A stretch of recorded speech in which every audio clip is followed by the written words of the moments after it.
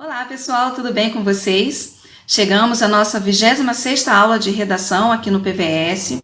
Eu sou Conceição, mediadora de redação, e hoje eu quero convidar vocês para, junto comigo, observar alguns aspectos importantes na hora de realizar a correção do seu texto, observando alguns erros que são bastante comuns. Na correção da redação, para avaliar a competência 1, são considerados dois aspectos principais. O primeiro diz respeito à estrutura sintática, ou seja, a construção da frase. E o segundo diz respeito aos diversos desvios que se pode cometer, de gramática, de convenção escrita, de registro, entre outros. Nessa competência, muitos erros são comuns. Então, se você precisa melhorar em alguns desses aspectos, eu te aconselho a fazer uma pesquisa nas gramáticas, a realizar mais exercícios e peça ajuda ao mediador do seu polo. Vamos ver a seguir algumas dicas de correção para que você esteja atento na hora de revisar o seu texto. Primeiro, ao escrever a sua redação, você precisa estar atento, ter um olhar crítico para encontrar os problemas que podem eventualmente ter passado. Tenha atenção à acentuação, né? Algumas regras de acentuação são bastante simples. Por exemplo, todas as proparoxítonas devem ser acentuadas. Com essa regra bem simples, a gente já eliminaria vários problemas de falta de acentuação aqui nesse parágrafo, como em últimos, vítimas, física e doméstica. Veja se não há problema com a ortografia das palavras. Às vezes a gente escreve e acaba esquecendo uma letra ou colocando uma letra a mais.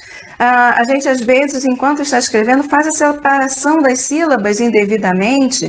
Preste atenção ao final da linha na hora de separar a sílaba para não separar de maneira equivocada. Lembre-se, tudo isso são aspectos que, se somados, podem diminuir a sua nota. Outra dica: preocupe-se com a concordância nominal e verbal.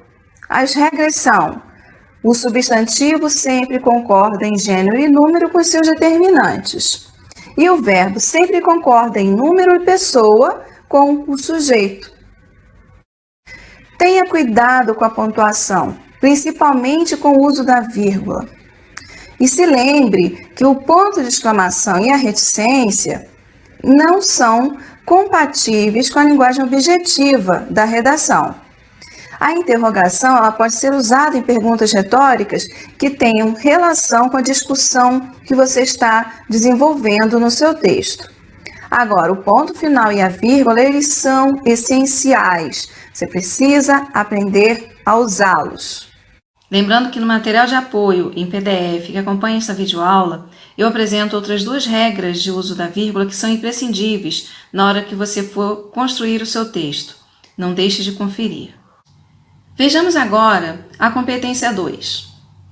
Nessa competência, avalia-se a capacidade de o candidato compreender a proposta de redação, aplicar os conceitos das várias áreas de conhecimento, para desenvolver o tema, e tudo isso dentro dos limites do texto dissertativo argumentativo em prosa. Vamos ver então algumas dicas que nos permitam garantir a correção do nosso texto no que se refere a essa competência. Primeiro, a redação deve ser escrita em prosa.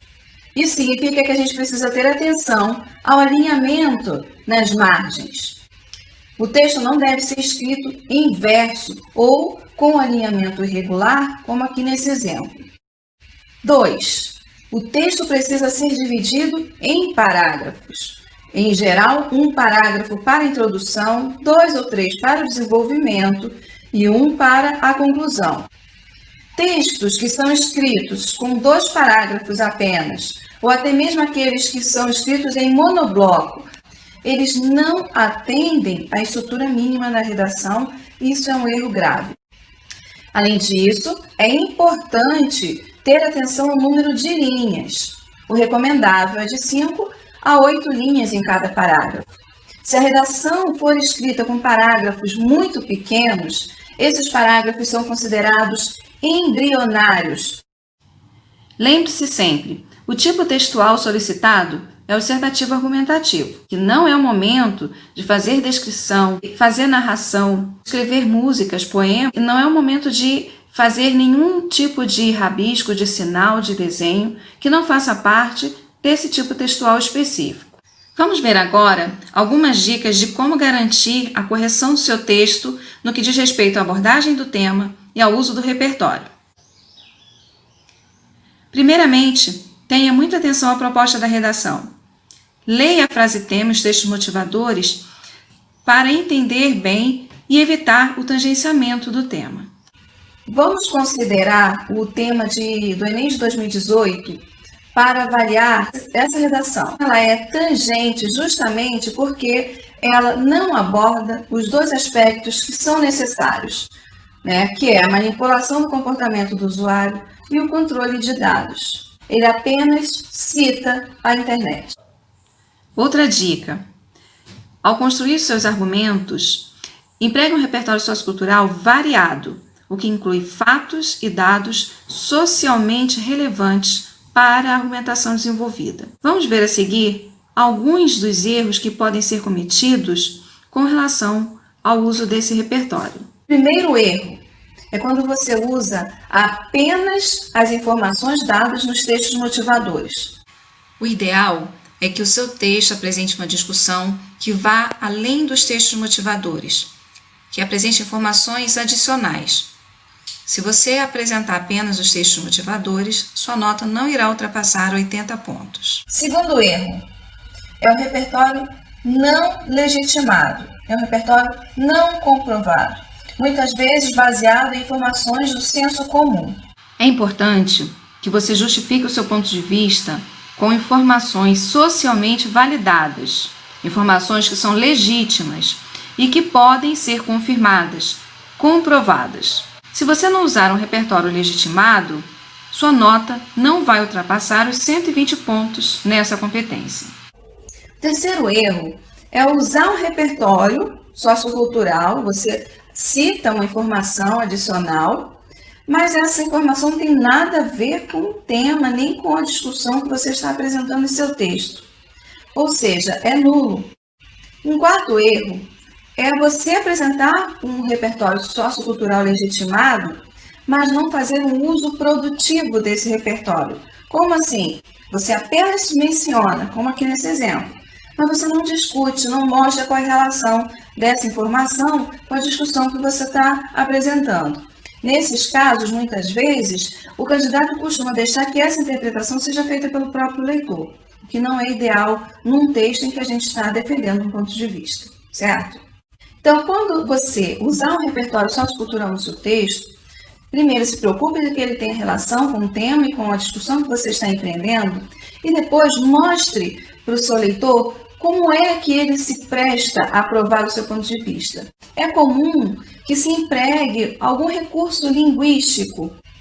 Aqui nesse exemplo, o autor usou esse recurso linguístico. É possível traçar um paralelo com essa realidade, visto que isso aqui já garante, a coesão e o encaminhamento da interpretação que você está dando. Vamos agora para a competência 3.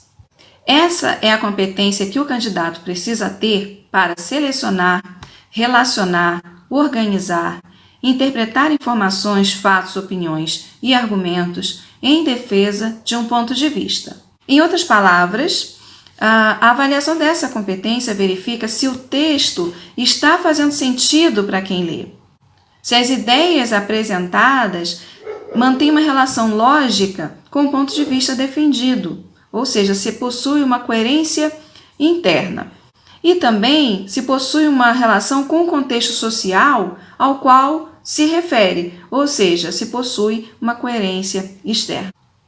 Para a competência 3, a principal dica é: planeje o seu texto. O planejamento do texto já começa na interpretação do tema. Em seguida, você deve se questionar sobre esse tema. Por que ele é um problema? Isso te levará à sua tese. Depois, já com a tese formulada, pense nos argumentos. E, por fim, é hora de pensar na solução. Observe que aqui nesse exemplo, a falta de planejamento prévio levou o candidato a cometer uma grave incoerência. Na tese, ele afirma que o ser humano não é manipulado pela internet. E logo em seguida, no desenvolvimento, ele afirma que o ser humano é manipulado pela internet. Esse é um tipo de equívoco que, se o texto for planejado, vai ser possível observar, descobrir se há alguma incoerência. Competência 4 agora. Nessa competência, espera-se que o candidato possua habilidades de empregar os diversos mecanismos linguísticos disponíveis na nossa língua para estabelecer as relações lógicas que são necessárias à construção da argumentação. Ou seja, é a capacidade de estabelecer coesão textual, tanto no que diz respeito à relação entre as palavras, que é a coesão referencial, tanto no que diz respeito à relação entre as partes do texto, orações, períodos e parágrafos, que é a coesão referencial. Então vamos ver que aspectos você precisa ter atenção para a correção dessa competência. Primeiro, evite repetir palavras, principalmente se for na mesma frase ou em períodos muito próximos. Segundo, evite frases muito longas. Frases muito longas tornam o texto confuso. O ideal é que cada ideia constitua uma frase diferente. Isso evitará que as frases fiquem confusas e mal formadas. Terceira dica: cuidado para não empregar os recursos coesivos de forma inadequada, que não corresponda à ideia que você planeja defender. Isso pode gerar incoerências no seu texto.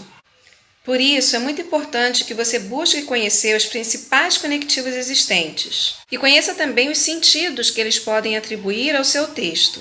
Por fim, eu quero te aconselhar a empregar recursos linguísticos para relacionar as partes do texto. É importante que você relacione as orações, os períodos e os parágrafos por meio de elos coesivos. Observe aqui nessa redação como que o autor desse texto aplicou bem os recursos coesivos. Agora a competência 5.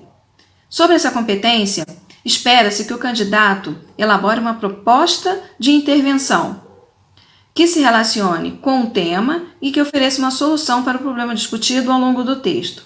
E tudo isso respeitando os direitos humanos.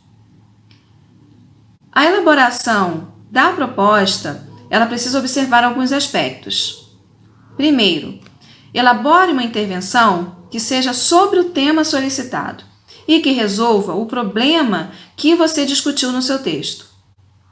Depois, evite propostas que sejam muito genéricas, que digam apenas frases como "é necessário tomar medidas para resolver o problema". É preciso dizer sempre alguma coisa a mais. Elabore propostas que sejam completas, ou seja, que ofereçam respostas a todos os aspectos que são solicitados, ou seja, quem pode resolver, o que pode ser feito, como, com que finalidade e um detalhamento adicional sobre alguma dessas informações. O detalhamento ele costuma ser o elemento mais difícil de ser elaborado. E justamente por isso é o que costuma levar a maior número de erros. Então nós vamos dar uma atenção especial a ele na sequência. Vejam que essa proposta aqui, ela está incompleta justamente porque falta o detalhamento. Ela possui o agente, a ação, o modo e a finalidade. Para resolver o problema, nós podemos apresentar um detalhamento da ação, como aqui nesse exemplo. Podemos apresentar também um detalhamento do agente, como você pode ler agora. É ainda possível fazer um detalhamento do modo ou meio, como você pode ver aqui. E, por fim, é possível fazer um detalhamento da finalidade. Lembrando que o detalhamento da finalidade sempre deve ser construído como um efeito do efeito, um efeito da finalidade ou a finalidade da finalidade. Eu aconselho que você escolha um desses procedimentos para fazer o detalhamento. Escolha aquele que é mais fácil para você. Bom, pessoal, por hoje é só. Espero que com essas orientações eu facilite a vida de vocês na hora que vocês forem fazer a correção do texto. Quero recomendar que vocês acessem o material em PDF complementar a essa aula, porque lá eu apresento maiores explicações e mais exemplos para ajudá-los a entender todos os aspectos que eu abordei aqui. Até a próxima. Tchau, tchau.